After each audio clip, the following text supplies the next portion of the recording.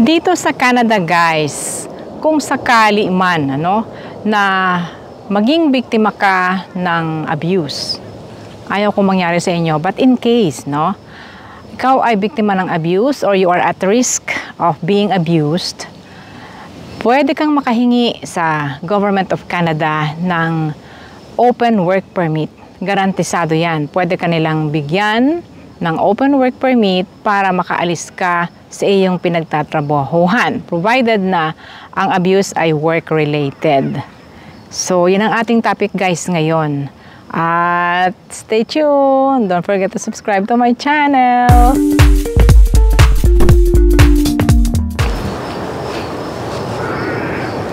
Hi guys! Hello! Nasa labas ako ngayon. Nandito ako sa park. Isang mini park ito. Malapit lang po sa aking tirahan.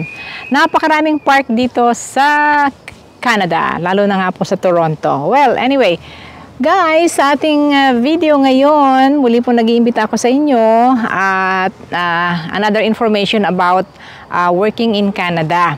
Para sa mga interesado lang naman guys, Kung gusto nyo ang gantong topic, you may consider subscribing sa Menchis Philcan Life. Pwede rin kayong mag-share ng aking video sa mga friends nyo. Pwede rin kayong mag-follow sa aking Facebook page na Menchis Philcan Life. Medyo maingay lang sa park, At saka maraming eroplano dumadaan. May mga squirrel pa nga Ayan, Ayan si squirrel, naglalaro. Umi-extra sa ating video. Naghahanap ng nuts yan guys, So you can also join and be a member of this channel. At gusto kong mag-say hi na. Thank you very much sa ating mga channel members. Thank you kay Joanne Canlas, kay Christopher Maramba, Rosa Balabo, Bong Manubag, Epipanyo Sasil, kay Annie Joy Estano, Marites Lenihan, Andy Lauron, Keep My Experience, kay Chevy Dalanado, Lisel Belenson, Richel Dumalag, Melda Leal, JMC, Joy Alicando, Marjorie Ramos, Marciano, and Nympha. Thank you guys for always supporting my channel. And now guys, let's go to our topic na. Ang tawag po dito ay open work permit for vulnerable foreign workers who are victims of abuse.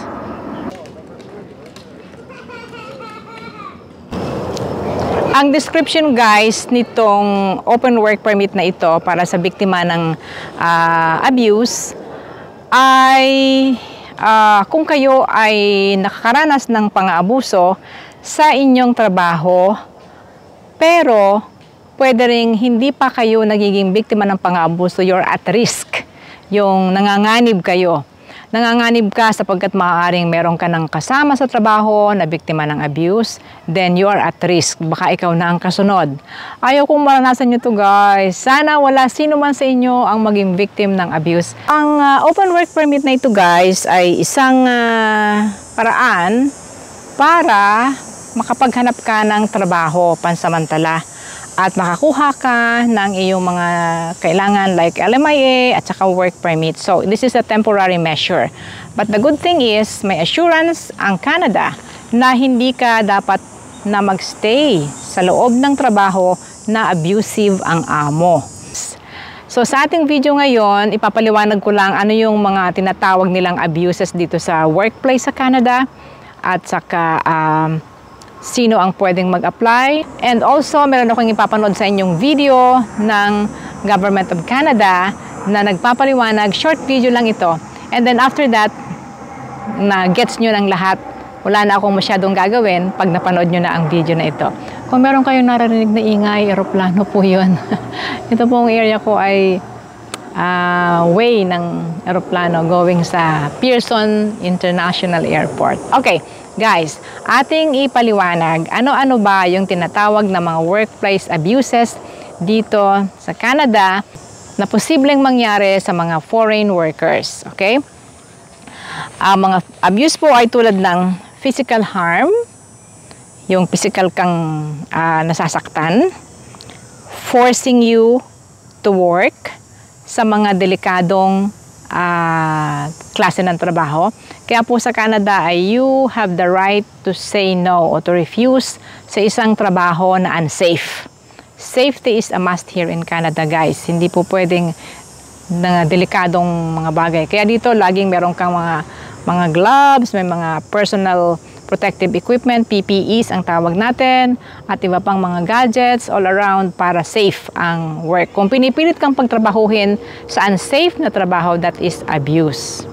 Oops, another airplane coming. Every 1 minute may dumadaan, guys, no? Unsafe or unsanitary living conditions sa housing na pinoprovide ng inyong amo. Go away! Ayan. Kung daw po ang quarters na pinapatuluyan sa inyo ay hindi malinis, unsanitary, at hindi safe din, that's also abuse. Sexual abuse. It could be touching o yung mga masasamang salita na may patungkol sa sex. That's very, very important po. Sex abuse yan. Unwanted sexual comments sa Canada po. Bawal na bawal yung mga sisipulan ka, yung sasabihan ka ng, hi, sexy. Bawal na bawal po dito yon. Pwede nyo report ka agad sa police. Yung bawal na bawal po. Yung anything that will make you uncomfortable na mga comment, that is part of harassment and abuse. Controlling you where to go. Yung pagbabawalan ka na lumabas, dapat malaya ka dito, hindi ka naman bilanggo, di po ba? Kaya nga doon sa isang video natin, may report ang United Nations na meron daw mga indikasyon na meron ding slavery dito sa ilang workplaces sa Canada, particularly sa agriculture sector. Kaya itong video ito ay ginawa ko para karugtong nung nakalipas po nating video. Kayo ay pinagnanakawan or kayo ay tinuturuan magnakaw, something about stealing. Pinipigilan kayo na puntahan ninyo ang inyong kaibigan or makipagkita kayo sa inyong mga friends and family, bawal din po yan. Taking your money or binabawasan ang sweldo nyo or ninanakawan kayo.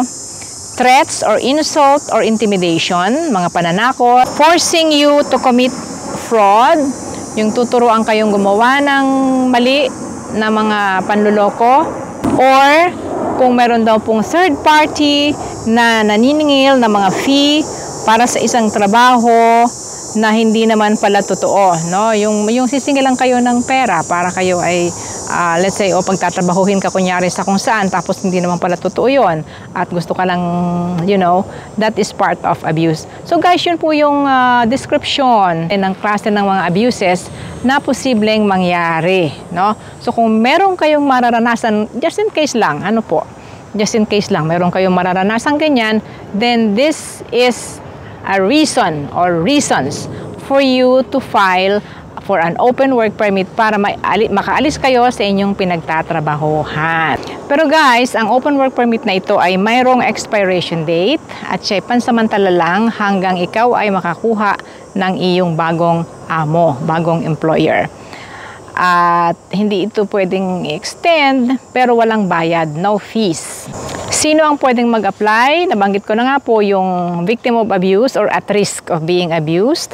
And then you are inside Canada by the time you are filing. And valid pa ang iyong employer-specific work permit sa panahon na ikay nag-a-apply. Okay guys? At may video akong ipapanood sa inyo galing po sa Government of Canada. Pag napanood nyo ang video, halos lahat na ay nandyan at wala na akong masyadong kailangan sabihin. So now, panoorin po natin ang short video.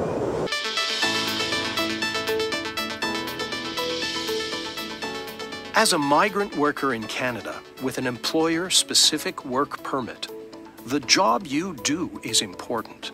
You help our businesses grow. You should be able to do your job in a safe and healthy workplace and be treated with respect. But if you have been mistreated at work or are in an abusive job situation, you may be eligible for the Open Work Permit for Vulnerable Workers. It can help you leave your abusive situation and find a new job with a new employer. Don't worry. We will not contact your current employer during the application process, and there is no fee. To get started, you'll need to fill out the regular online work permit application. You will be asked for information about yourself before you are asked about the abuse. When you fill out your online application, you will be asked to attach a letter that tells us what you are experiencing and any other proof you feel is important. To find out about the types of evidence you should include, please go to canada.ca/vulnerable-foreign-workers. After we receive your application, we will treat it as a priority. If we have questions, you might be asked to do a private interview. If you are approved, you can find a new job, and any adult family members who came with you to Canada may also be eligible for an open work permit. You should know that if we approve your application, we'll investigate your former employer. Depending on what we find, they could get a fine or be stopped from hiring other migrant workers. If you are not approved, we won't tell your employer that you applied. As a migrant worker in Canada, your rights are protected.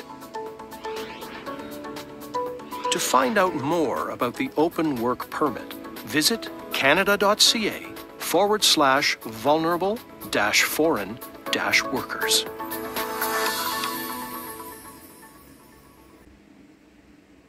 So yan po, no? May assurance na may paraan, may nakareding paraan ang Canada kung sakasakaling mangyayari sa inyo ang abuse sa trabaho. Ayaw kung kayo ay maging biktima ng abuse. But ngayon pa lang, hindi pa kayo nagpupunta rito, alam nyo na mayroon pong pwedeng gawin. Okay? Meron pong lunas sa anumang problemang pwedeng dumating. Okay guys? Thank you for watching. Salamat sa inyo ng mga regular viewers ko, mga subscribers, at gayon din sa lahat ng mga nagsishare ng ating video, sa lahat ng mga nagpa-follow sa aking Facebook page. Thank you very much. At sa inyo ng mga channel members. Thank you kay Joan Canlas, kay Christopher Maramba, Rosa Balabo, Bong Manubag, Epipanio Sasil, kay Annie Joy Estano, Marites Lenihan, Andy Lauron, Keep My Experience, kay Chevy Dalanado, Lisel Belenson, Richel Dumalag, Melda Leal JMC, Joy Alicando, Marjorie Ramos, Marciano, and Nympha. Thank you guys for always supporting my channel. So yun na muna guys, magpapaalam na muna ako habang napakaganda ng ating kapaligiran. So thank you and see you again. Bye.